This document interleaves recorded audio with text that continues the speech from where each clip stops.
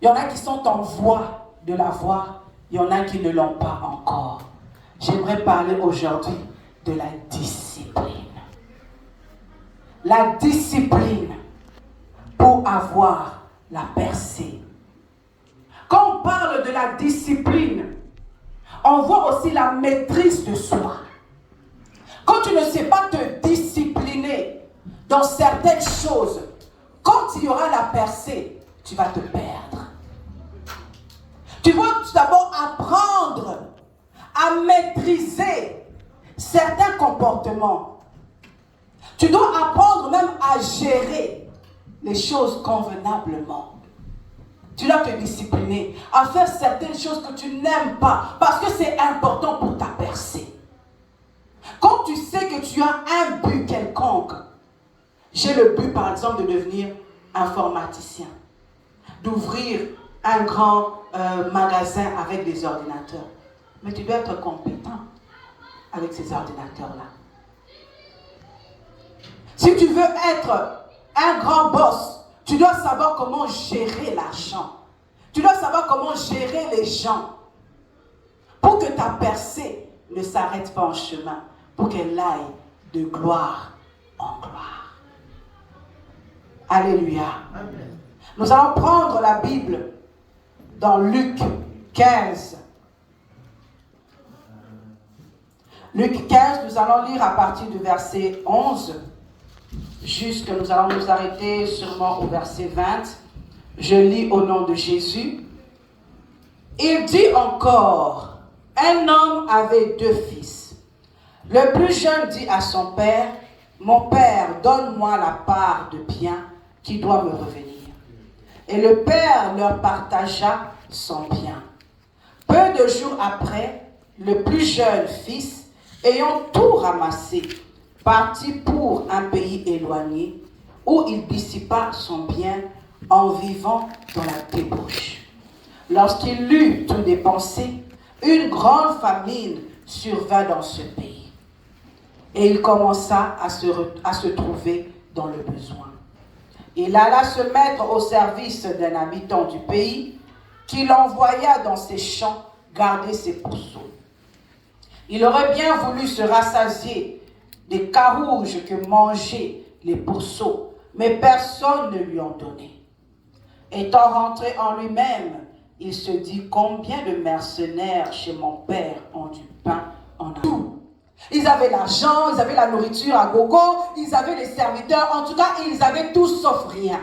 Mais un jour, il a eu envie de l'indépendance, il a eu envie de faire sa vie comme lui il voulait.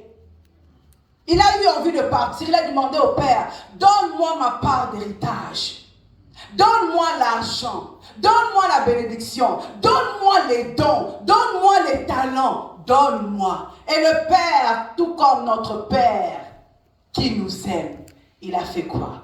Il a donné. Il a donné. Il a donné le mariage, il a donné les dons, il a donné la bénédiction, il a donné le travail, il a donné l'argent. Mais une fois qu'il a eu ce qu'il demandait, il est rentré dans la débauche. Il n'a pas pu gérer l'argent qu'on lui avait donné. Il était dans la maison de son père. Il a vu que tout lui était acquis. Pas besoin d'apprendre à comprendre. Il n'a même pas travaillé pour avoir cet argent-là. Mais il a eu l'argent.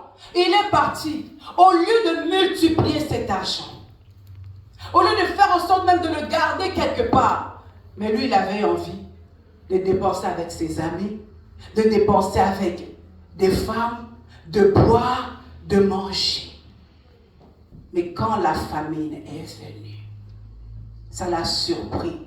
Lui qui était enfant une personne qui avait de l'argent, mais s'est retrouvé à un niveau où il mangeait avec des personnes ou des animaux. Lui qui mangeait à la table, qui était déjà faite. Une fourchette, un couteau. Toi qui manges avec une fourchette et un couteau, tu sais qu'il y a des gens qui ne savent pas manger avec une fourchette et un couteau. Ils ne savent même pas les couteaux vont dans quelle main. La fourchette va dans quelle main. Il va te dire, je veux manger même avec les mains.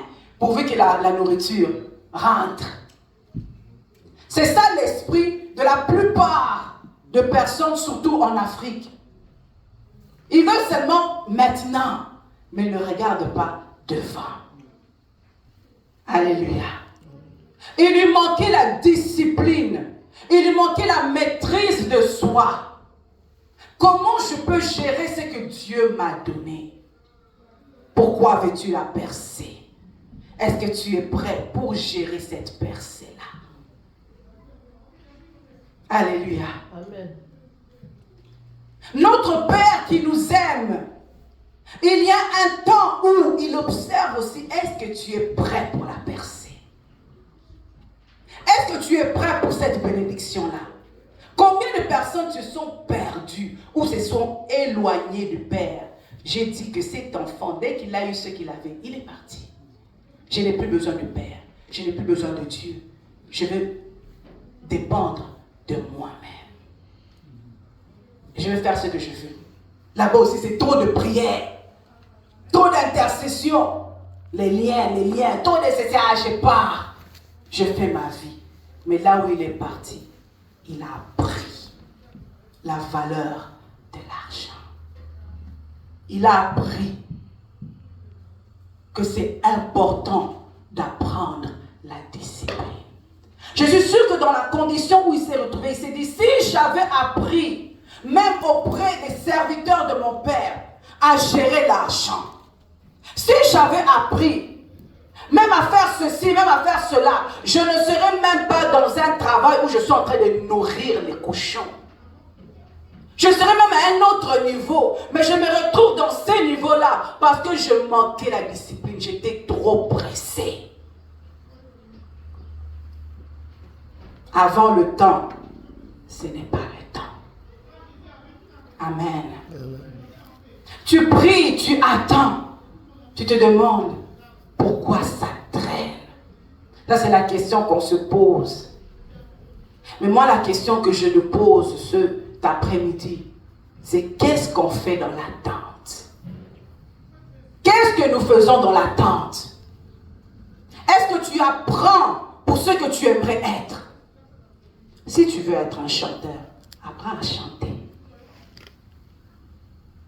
Alléluia. C'est le temps d'apprendre.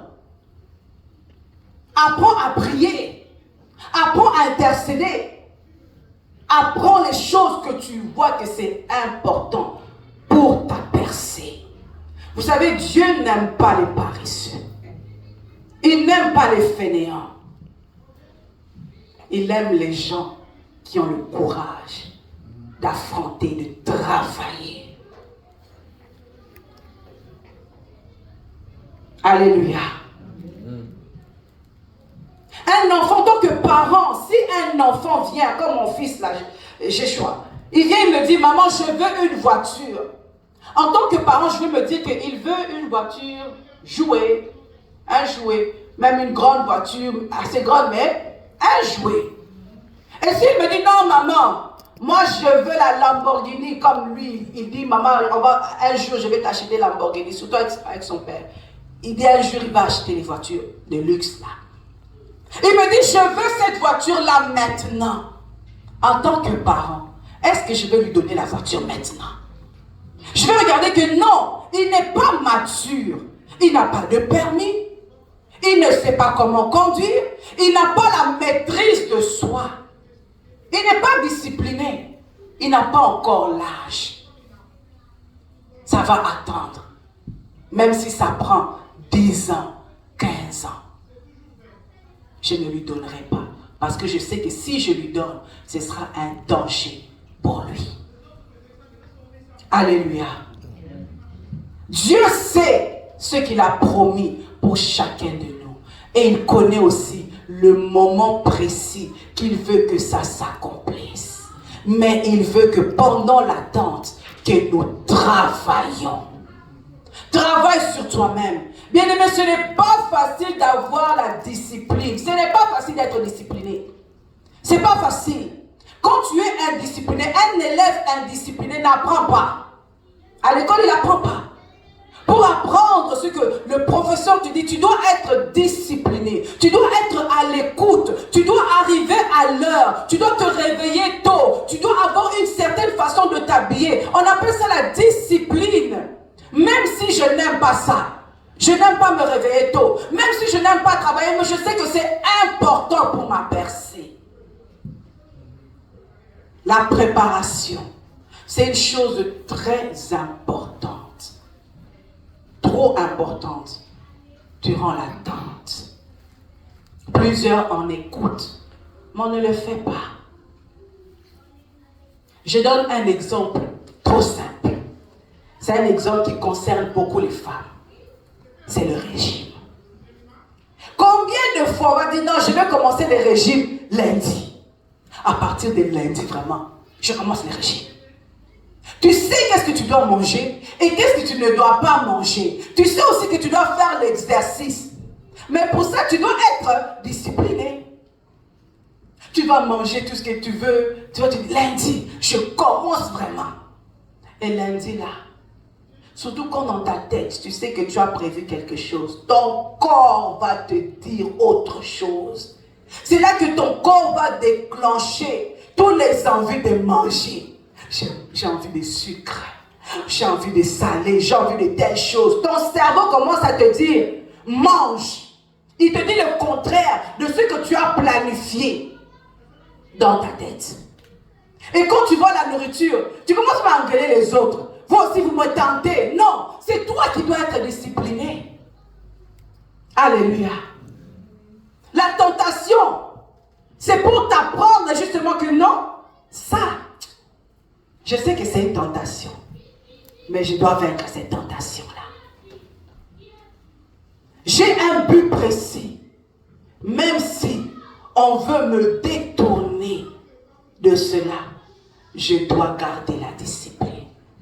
La discipline, c'est ce qui veut dire que même si ça fait mal, je dois le faire. Même si je suis fatigué, je dois le faire. Même si je suis de mauvaise humeur, je dois le faire. La discipline ne dépend pas de nos émotions. Tu dois enlever les émotions totalement. C'est ça la discipline et la maîtrise de soi. Si tu veux arriver quelque part. Tu as un projet d'arriver à 10 000 avant la fin de l'année. Tu dois enlever des dépenses inutiles pour arriver à ton but. Alléluia. Amen. Quand nous regardons dans Genèse, nous allons tourner nos Bibles. Genèse 37. Nous allons nous lever pour lire la parole de Dieu. Genèse 37, nous allons lire 3 à 5.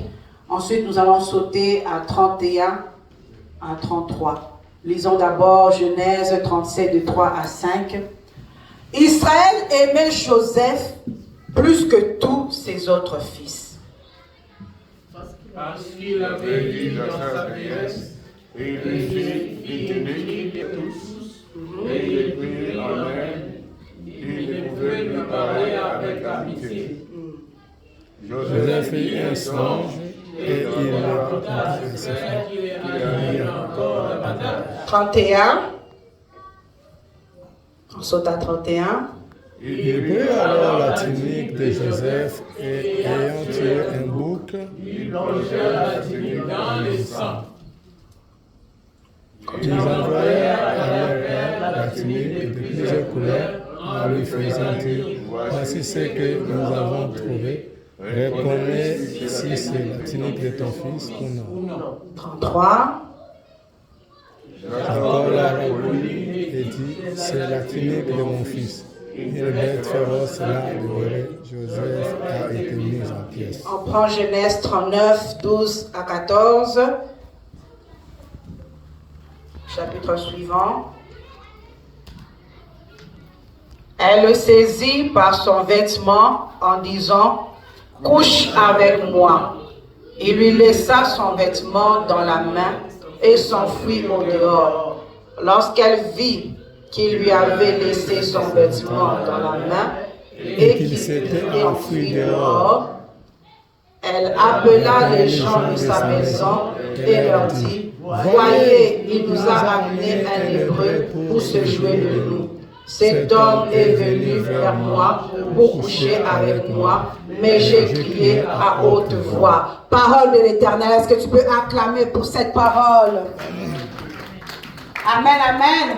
Amen. Je me sens un peu froide. Est-ce que tu peux un peu bouger la personne qui est à côté de toi? Bouge-la, dis-lui qu'on est à l'église. Dis-lui qu'on n'est pas dans un cimetière. On est à l'église. Là où il y a la vie. Alléluia. On n'est pas aussi à l'hôpital. Ici, dès que tu rentres, tu es guéri. Alléluia. On parle de la tunique. Je vous ai parlé de 2 enfants. Le premier n'a pas su gérer. Le deuxième, Joseph. Joseph aussi était l'enfant préféré de son papa. Comme toi et moi, nous sommes aussi les enfants préférés de notre papa. Si toi tu n'es pas moi, je sais que je suis la fille préférée de mon papa. Amen. En tant que père, un enfant qu'il aimait, il a fait une tunique. Cette tunique-là de plusieurs couleurs. Dès que ses frères le regardaient, comme la veste de papa chipée comme ça, comme l'habit de maman Maryse. Tu regardes comme ça, tu dis, hey, yamoye pala kisakanini. Lui aussi, elle veut montrer quoi? Tous les jours seulement avec cet habit-là, tous les jours avec cette tunique. Dès qu'il le regardait, il le prenait en haine. Alléluia. Dès qu'il regarde ce que Dieu a déposé en toi, dès qu'il regarde ce que Dieu a mis en toi, ils te prennent en haine. Mais Joseph ne savait pas. Il voyait que ce sont ses frères. Il voyait que c'était normal. Bien-aimé, on ne te hait pas à cause de l'extérieur, mais à cause de ce qui est dedans, parce que c'est le Père qui t'a donné. Amen. Alléluia. Amen. Et en tant qu'enfant gâté, il s'est dit, bon, ce sont mes frères. Il ne pensait jamais que ses frères pouvaient lui faire du mal. Il a raconté le rêve. Bien-aimé, là où Dieu veut t'emmener, il veut que tu aies la discipline. La discipline aussi d'apprendre à te taire. Tu dois aussi apprendre le silence, de ne pas tout raconter. Il y a un temps où tu parles, il y a un temps où tu te tais. Dieu lui a donné le rêve. Le rêve là qu'il lui a donné, c'était pour s'accomplir. Plus loin, ce n'était pas pour le présent, mais c'était pour le futur. Mais l'ennemi a compris. Il a regardé et a dit, ah, je vois que cet enfant va aller loin. Je vois que cette personne a un avenir glorieux. Je dois arrêter ça. Personne ne peut arrêter ce que Dieu a déposé dans une personne. Alléluia. Lui pensait que c'était une question de tunique qui représentait son identité. Bien aimé, même si on a pris ton habit chez les féticheurs, ils seront surpris. Pour Joseph, ils ont dit au père, voilà l'habit, regarde, le père aussi. Il regarde l'habit dans la chair. Il voit effectivement que c'est l'habit que j'ai confectionné pour mon fils bien-aimé. Il y a du sang dedans, mais il ne savait pas que c'est le sang de bouc. Je viens dire à une personne, même si on a pris ton sang, ton habit, ils ne savent pas qu'aujourd'hui, c'est le sang de Jésus qu'ils vont voir. Amen. Alléluia. Amen. Le sang de Jésus a une grande efficacité. L'habit. Il a quitté le lieu où on lui a donné le songe. Il a quitté, Dieu l'a fait déplacer. Il y a des situations que Dieu permet pour te faire déplacer. Il voit que là où tu es, tu ne grandis pas. Tu ne grandis plus. Il doit te faire déplacer. Tu dois changer de niveau, changer de classe pour grandir. Auprès de son père, Joseph allait rester un bébé. Il n'a pas su comment interpréter le rêve. Est-ce que vous le savez? Il a eu le rêve, mais il n'a pas su l'interpréter. Il n'a pas compris. C'est les autres qui ont compris le rêve à sa place. Qui sera grand. Même le père dit, yo, non, on va s'agenouiller devant toi. Tu es qui? On regarde ce que tu es maintenant. Oh, bien-aimé, quand tu regardes ce que tu es maintenant, tu regardes le présent. Oh, j'ai tel habit. Oh, je suis ceci. Oh, un homme de foi. Regarde ce que je serai là-bas. Amen. Il y a des chanteurs qui disent quand soit photo, pour dans le futur, je serai une autre personne. Amen, amen. Aujourd'hui, peut-être que je n'ai pas, mais demain, je sais que j'aurai. Il s'est déplacé dans la maison de Potiphar. Lui qui ne savait pas comment gérer, comment faire les choses dans la maison de Potiphar, il a appris la gérance. Je vous ai parlé de qu'est-ce que tu apprends pendant le temps des difficultés. Il a appris par force, oui, par obligation, mais il a appris comment gérer les choses. Potiphar lui a dit, tu peux gérer sur tout. Gère l'argent, gère le commerce, gère tout, mais ne touche pas à ma femme. Alléluia. Il gérait aussi tout. Il apprenait, il grandissait. Il grandissait. Il savait comment gérer les choses. Je dois mettre ici. Si je fais rentrer ça, l'entrée c'est comme ça. La sortie c'est comme ça. Bon, les bénéfices c'est comme ça. Il est en train de fructifier. Et Potiphar savait très bien que sa maison était en train de se bénir à cause de Joseph. Il le savait. Il savait que Joseph était intègre. C'est pour ça qu'il lui avait tout donné. Apprends. Mais quand il apprenait, grandissait en gérance, Dieu a regardé, Dieu a dit, c'est fini. Vous savez, Dieu, des fois, il agit mystique. Hein? Des fois, il y a des séparations, Dieu ne permet pas ça, que ça se prépare tranquillement. Tu es dans un travail, Dieu regarde le travail et dit, mon cher, ma chère, là où tu es, c'est fini. Je te veux là-bas, là où je t'attends. Je pense que l'évangéliste JP nous a parlé de ça. Là où Dieu t'attend, il s'est déjà déplacé, il t'attend là-bas maintenant. Ils ont suscité la femme de Potiphar. Elle aussi, elle vient. Elle reste avec quoi? L'habit. Oh, même s'ils prennent l'habit, je ne suis pas dans l'habit. Je ne suis pas là-dedans. Ce qui est à moi est en moi. Amen. Elle a pris l'habit pour l'accuser. Regardez, il a fait ceci, il a fait cela, et on le met en prison. Oh, Joseph pensait qu'il est retourné en arrière. Il y a des situations où tu penses que tu es retourné en arrière. Il y a des situations où tu rêves, tu dis, ah Seigneur, moi qui étais même dans un poste, on me donnait tout, je faisais tout. Maintenant tu me retournes en arrière. Mais pour Dieu, ce n'était pas en arrière. Ce n'était pas en arrière. Parce que dans la prison, c'est là où Joseph, il a appris quoi? Qui sait? Amen. Joseph a appris à interpréter les rêves. Dans la maison de Jacob, c'était un bébé. Il voyait seulement, je suis dans ma maison avec mes frères, c'est la belle vie. Dieu le déplace. Dans la maison de Potiphar, il apprend la gérance. Dieu le dépasse encore. Il dit maintenant tu dois apprendre les choses spirituelles. Apprends à interpréter les rêves toi-même. Alléluia. Qu'on ne te dise plus que tu es un serviteur de Dieu. Qu'on ne te dise plus que tu es une servante de Dieu. Qu'on ne te dise plus que tu as un don, un talent. Qu'on ne te dise pas que toi-même maintenant tu vois et tu sens que oui, en moi, réellement, Dieu a déposé une semence. Amen. Toi-même, tu dois maintenant voir et croire. Il a appris à interpréter les rêves. Ce qui allait encore lui emmener plus loin. Amen. L'habit qu'eux, ils avaient pris. Oh, j'aime la chanson de la sœur Lombongo qui dit la robe de gloire.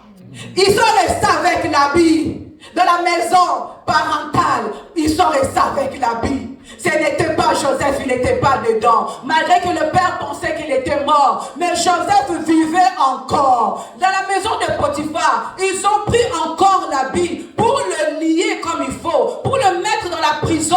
Mais malgré la prison physique, Joseph n'était pas dans la prison. Il était en formation. Et pour sortir maintenant de cette formation, aller dans une autre étape, il fallait maintenant un autre habit. Alléluia. Il fallait un autre habit qui allait maintenant symboliser ce que Dieu avait préparé dès le commencement pour lui. Alléluia. Est-ce que tu comprends? Amen. Ah, si tu comprenais, tu allais acclamer. Amen. Si tu comprenais, tu allais vraiment acclamer la parole de Dieu. La parole de Dieu dit dans Genèse 41, au verset 14 d'abord, la Bible dit, Pharaon fit appeler Joseph. On le fit sortir en hâte de prison. Il se rasa, changea de vêtements et se rendit vers Pharaon. On va un peu s'arrêter là. On dit, il sortit en hâte. En hâte, en lingala, c'est quoi? Mbangou, mbangou. On le fait sortir, pourquoi? Parce qu'il y a un roi qui l'attend. Sort. Et comme c'est un roi qui l'attend, il ne peut pas se présenter devant le roi n'importe comment. Il a fallu les changer, les habits, enlever l'habit de prison. L'habit de prison, l'odeur même des prisons. La saleté des prisons. Tous ceux qui étaient attachés à la prison devaient rester en prison. Et on l'a même rasé. Ce qui veut dire que même ses cheveux étaient dans un état de prisonnier. Que si on le regarde, ça se voit que c'est un prisonnier. Alléluia. Donc là, on comprend que c'est important de s'arranger. Amen, amen. C'est important de se faire beau et belle devant les rois. Amen. Amen. Comme c'est important quand tu vas dans la maison de Dieu, devant les rois, de te faire beau et belle. Alléluia. On lui a coupé les cheveux. On lui a rasé la tête. On l'a fait beau, propre, mandef, on a enlevé les saletés. Parce que tu te présentes devant quelqu'un qui n'est pas n'importe qui. Et quand il s'est présenté là, Joseph n'a pas dit que moi je sais faire ceci, non. Dieu avait déjà tout préparé. Tout préparé. Maintenant, fais le pourquoi je t'ai donné les rêves au commencement. Qu'est-ce que Dieu t'a dit? Qu'est-ce que Dieu t'a parlé? Alléluia. Devant Pharaon, il a dit, il a interprété les rêves. Oh, si Pharaon avait rencontré le petit Joseph qui était dans la maison de Jacob, est-ce qu'il aurait eu l'interprétation de son rêve? Non. S'il était aussi dans la maison de Potiphar, est-ce qu'il aurait eu une interprétation de son rêve? Non. Peut-être qu'on allait le mettre légal. Petit, Vandana, non, reste ici. Potiphar allait le garder. Non, tu ne vois pas que tu es en train de multiplier mon argent. Toi, reste là. Que je te garde un peu. Mais Dieu a dit, là où je veux t'emmener, je ne veux pas qu'une personne dise que c'est lui, que c'est sa gloire, que c'est sa grâce qui a fait que tu arrives là. Là où moi je veux t'emmener, je veux qu'on voit que c'est seulement l'onction et les dons et les talents et la sémence de Dieu en toi qui ont agi. Alléluia. Il est sorti, il a fait son travail qui était facile pour lui. Interpréter ce rêve, c'était facile. Pourquoi? La formation en prison. Il s'est formé dans la prison. Maintenant, je te pose la question. Tu te formes en quoi? Dans l'appel que Dieu te donne, ou Dieu a mis en toi. Comment tu es en train de te former? Quand il a fait son travail, la Bible dit au verset 42. On va commencer au 41. 41. Pharaon dit à Joseph, vois, je te donne le commandement de tout le pays d'Égypte. Pharaon ôta son anneau de la main et le mit à la main de Joseph. Il le revêtit d'habits de fin lin et lui mit un collier d'or au cou.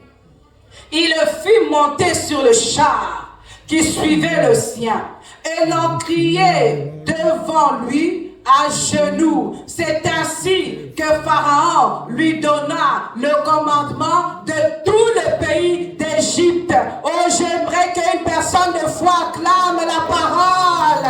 Alléluia. Amen.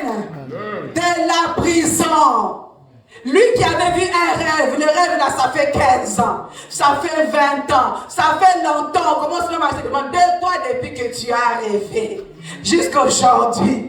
On attend toujours, on s'est même marié, on a eu des enfants et des petits-enfants. Parce qu'effectivement, eux de leur côté, ils étaient en train d'avoir leur vie. Ils avaient leurs enfants, ils faisaient leurs affaires en se disant que Joseph, je suis sûr qu'il est en train de souffrir. Jacob, lui, là-bas, il pense que son fils est mort. Or que son fils est en formation dans la main de Dieu lui-même. Alléluia. Là où Dieu l'a emmené, il aurait pu faire, aurait pu seulement lui donner un poste là. Bon, je te donne un poste d'intendant, sois là, serre-moi. Mais Pharaon a dit, je dois accomplir ce que Dieu a mis en moi pour toi. Après moi, ce sera à toi. Maintenant, accompagne-moi. Viens. Je veux que tout le monde sache qu'après moi, c'est toi. Tu n'es plus le petit Joseph. Tu n'es plus aussi le petit de Potiphar. Tu n'es plus aussi le prisonnier. Mais là où moi je t'emmène, tu es maintenant gouverneur. Tu es maintenant une personne respectée. Quand tu marches, tu peux mettre la main dans la poche. Tu peux t'entiter. Tu peux marcher comme tu veux, que tu le veuilles ou pas, que les gens aussi le veulent ou pas. Ils doivent se mettre à genoux. Amen. Alléluia. Qu'ils le veulent ou pas, qu'il aime Jacob ou pas. Oh, c'est un Hébreu, ce n'est pas un Égyptien. Nous, on a nos lois. Pharaon a dit, Égyptien ou pas, après moi, c'est toi. Alléluia. Est-ce que tu comprends là où Dieu est en train de t'emmener? Si tu ne comprends pas, aujourd'hui j'ai dit c'est le jour des rameaux. Ça ne faisait pas partie de mon message, mais je vais te dire une chose. Il y avait un anneau qui était enchaîné quelque part avec l'ânesse. Ils étaient enfermés, personne ne pouvait les libérer. Ils ne savaient pas c'était quoi leur avenir. Ils attendaient seulement peut-être qu'on va les manger, on va les bouffer, comme on a l'habitude en Afrique, on bouffe les gens à la fin du mois de décembre. On sait seulement qu'il y a des familles qui sont habituées à mourir. Chaque année, il y a des gens qui meurent. L'ânesse ne savait pas. Il tourne seulement en rond. Esprit de stagnation. On mange seulement ce qu'on nous donne. On fait seulement tout là. On est habitué. Aussi, ton message là. Une année, 2 années. On tourne seulement là. Mais il y a eu un temps. J'ai dit avant le temps. Ce n'est pas le temps. Après le temps, ce n'est pas aussi le temps. Mais le temps fixé par Dieu. Dieu lui-même, il a dit aux serviteurs, allez me prendre l'anneau qui est là-bas. Si on vous demande, qui demande cet anneau, dites-leur seulement que le maître en a besoin. Oh, bien-aimé, l'ennemi lui-même, il pensait que, non, je vais manger les brochettes. Maman, c'est de quoi? Avec les pondous, bien. Mais Dieu a regardé, dit, oh, plan nayo, échoué.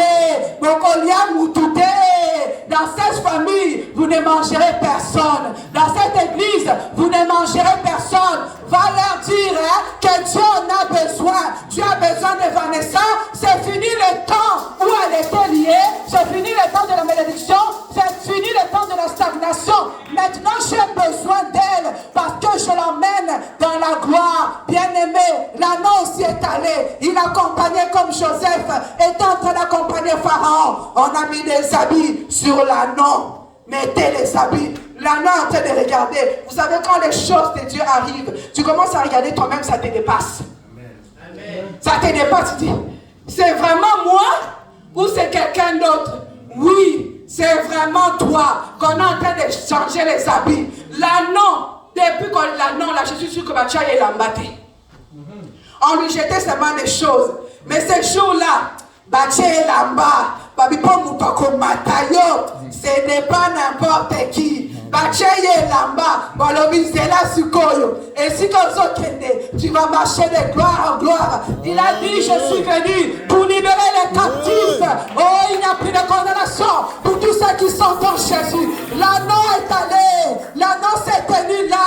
Il a dit, voici mes pères. Tu as dit, je cherche un homme, je cherche homme dans cette famille. Je cherche une personne pour se tenir à la berge. Oh, moi j'ai dit, je suis là, Père, sers-toi de moi. L'âne était là et Christ a dit, l'âne, ton temps est arrivé pour rentrer dans la gloire, pas seul, avec moi.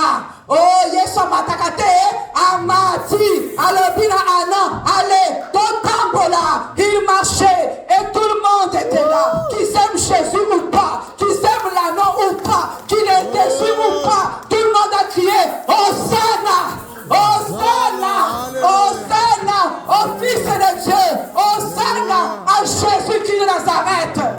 Alléluia. Les jours des rameaux. Si tu ne comprends pas, c'est le jour où Dieu a décidé que tu rentres dans la gloire avec lui. Toi, tu rentres. Il est rentré, mais Christ est allé après faire le travail.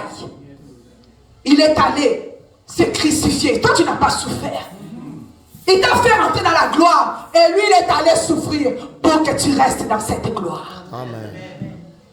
Alléluia. Amen. Tu cherches la percée, mais il faut savoir comment aussi tu vas garder cette percée-là. Comment tu vas maintenir cela? Ou bien tu vas faire comme l'enfant prodigue, les dépenser en faisant n'importe quoi. Comme la plupart des gens, ils aiment montrer dans un ambongo. J'ai l'argent. Il y a une vidéo qu'on m'a envoyée où le serviteur de Dieu est en train de parler de l'humilité. Il expliquait comment, dans une église où on l'a invité, un homme vieux était en train de l'aider. Il était dans le protocole. Et lui, l'homme de Dieu, a dédaigné. Il a dit, ah, c'est un vieux. Il a regardé tout comme toute autre personne. Et la personne lui a dit, viens dans ma maison, viens prier. Et lorsque l'église est finie, il dit au pasteur qu'il avait invité, telle personne m'a invité à aller prier dans sa maison. Il dit, oh, cette personne t'a invité. Oui, oui. Oh, c'est bien. Oh, gloire à Dieu, vas-y. Il va d'abord, on lui montre une voiture de luxe. Il rentre dans la voiture de luxe, il se dit, oh, fais à la pasteur. C'est le pasteur qui a donné parce qu'il voit que je suis un grand homme de Dieu. Je dois être respecté. Et il a donné la voiture. Il rentre dans la voiture. Ils arrivent maintenant devant la parcelle. Il voit une grande parcelle. La porte s'ouvre, il y a plusieurs gardes. Il se dit toujours que, non, peut-être que le monsieur ici, lui, il habite dans l'annexe, en arrière du coq. Et lorsqu'il rentre, il voit que les agents de sécurité sont en train de se plier. Bonjour, chef. Il les salue. Il ne comprend toujours pas. Oh, même ici, ils savent que je suis un grand homme de Dieu. Il rentre dans la maison. Il voit les cadres. Vous savez comment on a l'habitude de mettre les cadres dans la maison. Il voit que l'homme qu'il était en train de dédaigner, la personne qu'il était en train de minimiser, c'était un grand général. Une personne qui avait de l'argent, qui a de l'argent, qui était puissante. Lui-même, quand il s'est vu, il s'est trouvé petit, ridicule. L'humilité. Alléluia. Tu ne sais pas ce que est une personne tant que Dieu ne t'a pas encore ouvert les yeux pour voir. Alléluia. Qu'est-ce que tu fais? Qu'est-ce que tu fais pendant ce temps de silence où tu attends l'accomplissement des promesses de Dieu? Alléluia. Lorsqu'on tourne la Bible dans Marc, je suis en train de chuter. Dans Marc 11, 12 à 14.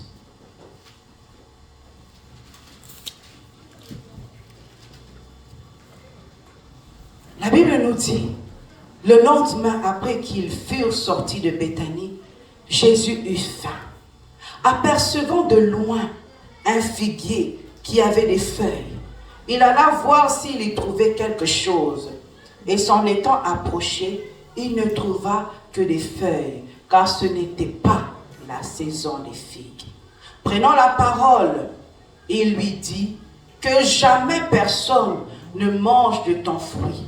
Et ses disciples l'entendirent. Nous allons nous arrêter là, mais quand vous lisez plus loin, vous allez voir que le figuier s'était asséché. Dis à une personne à côté de toi, ce n'était pas la saison des figues. Ce n'était pas la saison des figues. Est-ce que maintenant c'était la faute des figues de ne pas avoir des fruits? Est-ce que réellement c'était sa faute? Ce n'était pas sa faute, ce n'était pas sa saison. Alléluia. Ce n'était pas sa saison d'avoir les fruits. Alors pourquoi Jésus l'a maudit? Et directement, les feuilles aussi qu'elle avait écaouquées, totalement secs. Plus jamais. Alléluia.